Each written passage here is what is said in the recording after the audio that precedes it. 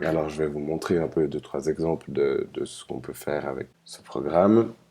La première chose à faire, c'est de prendre vos vidéos, celles que vous voulez monter, et puis de les mettre dans la zone de montage. Ensuite, dans cette zone, moi là, je vois que ma vidéo, elle est à l'envers. Alors, je vais la recadrer. Voilà. Pour tous les outils, une fois que vous avez fini votre modification et que c'est OK, c'est le petit vu là à droite. Voilà. Maintenant, ma vidéo, elle est à l'endroit. Si je veux régler la saturation, je vous montre ce que ça fait. Alors, il y a le contraste qui fait plus ou moins sombre, plus ou moins contrasté. Ça veut dire le noir plus noir, le blanc plus blanc. Ça, c'est la saturation. Plus vous mettez de saturation, plus ça ajoute de couleurs. Et puis plus vous enlevez de saturation, plus ça enlève de couleurs. Et puis ça, c'est la température. Donc ça va rajouter soit du jaune, soit du bleu. Et puis ça donne l'impression que l'image est plus ou moins chaude ou plus ou moins froide. Donc ça, il faut voir. Je pense que c'est des effets que vous allez utiliser seulement si votre vidéo, elle est pas au point au niveau des couleurs. Sinon, ça rajoute des effets qui sont pas forcément très utiles. Si vous êtes complètement gouré dans ce que vous vouliez modifier, vous pouvez faire tout réinitialiser. Du coup, là, ça réinitialise tous les outils. Et si je veux réinitialiser seulement le dernier truc que j'ai fait, par exemple la couleur, eh ben, je clique réinitialiser ici. Voilà. Si vous voulez accélérer la vidéo, là vous avez des vitesses prédéfinies. Vous pouvez aussi, alors si je mets 8 fois par exemple, ça donne ça. Ça accélère l'audio avec, donc faites attention. Et puis si vous voulez personnaliser, vous pouvez mettre vous-même le pourcentage que vous voulez. Et puis vous pouvez encore ajouter des filtres ici. Voilà. Et vous pouvez les prévisualiser. Maintenant, moi je trouve ça très kitsch et puis je déconseille de le faire, mais enfin, si vous tombez amoureux d'un filtre, c'est à vous de voir. Ici, vous avez d'autres outils d'autres actions plutôt auxquelles vous pouvez accéder, soit en cliquant à droite sur la souris avec le clic droit, soit en faisant CTRL et puis clic normal. Et nous, ce qu'on va principalement utiliser, c'est supprimer, scinder et puis éventuellement détacher l'audio. Moi ici, je veux pas d'audio, alors je vais détacher l'audio comme ça. Là, vous avez le raccourci clavier. Si vous préférez utiliser le raccourci clavier, évidemment, vous pouvez. Il faut juste sélectionner votre plan avant. Quand il est comme ça, il n'est pas sélectionné. Quand il y a le jaune autour, il est sélectionné. Alors, je détache l'audio. Et puis là, j'ai mon audio qui n'est plus lié à mon plan. Donc, je peux déplacer mon audio ou le supprimer. Moi, je ne le veux pas. Donc, je le supprime. On reviendra sur la bande son à proprement parler un peu plus tard. Une fois que j'ai fait ma vidéo comme je voulais, là, ma petite séquence, par exemple ici, au début, je fais une petite flèche avec lumière, j'ai pas envie qu'elle apparaisse, ni le zoom. Voilà, je veux couper par là, mais j'ai pas assez de précision. Alors vous pouvez aller ici, et puis agrandir votre vidéo, ou alors la rendre toute petite. Ça change pas sa longueur, ça change juste la précision de la tête de lecture. Moi, je veux une assez grande précision. Bon, c'était déjà pas mal, mais voilà. Alors, c'est ici que je veux scinder. Donc, vous mettez la tête de lecture là où vous voulez couper. Vous mettez scinder le plan. Et puis maintenant, vous voyez que vous en avez deux. Alors, moi, le premier ne m'intéresse pas, du coup, je le supprime.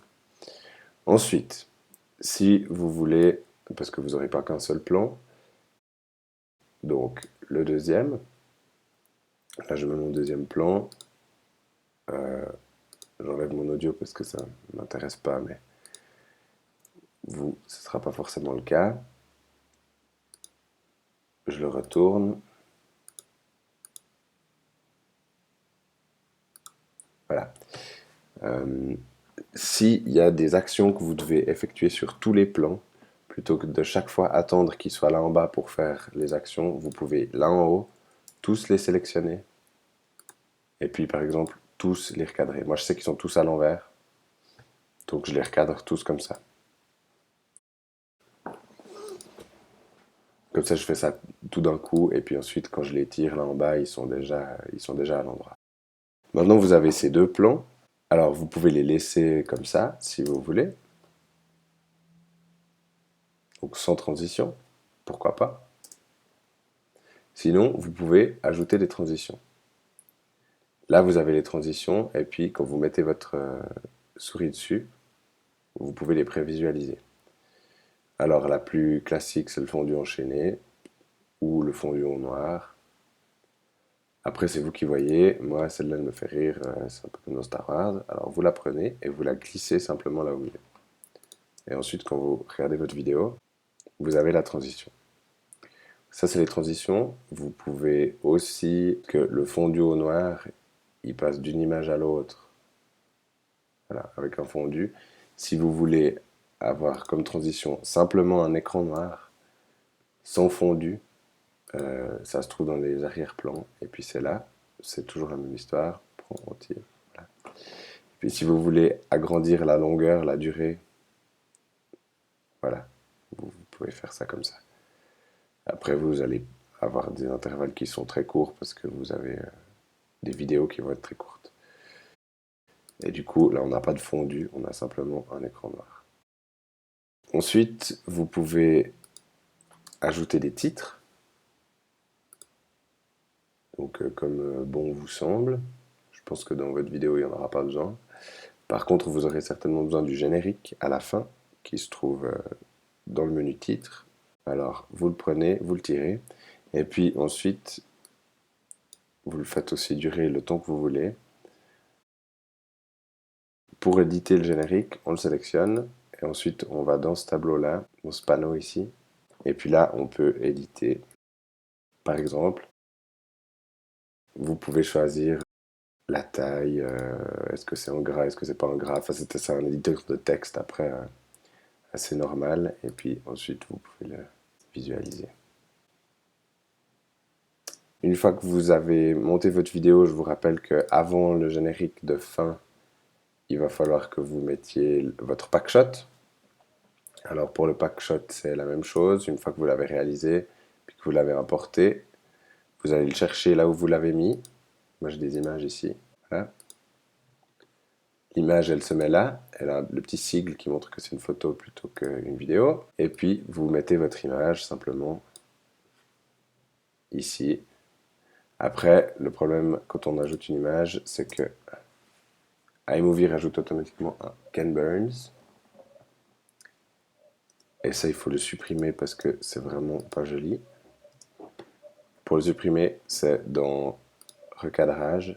Et puis ça, c'est le Ken Burns. Donc ça commence avec ce grand écran. Et puis ça finit à la fin du plan sur ce petit. Alors ce qu'il faut faire, c'est simplement faire que le petit soit aussi grand que le grand. Et du coup, on n'a plus de Ken Burns hyper kitsch.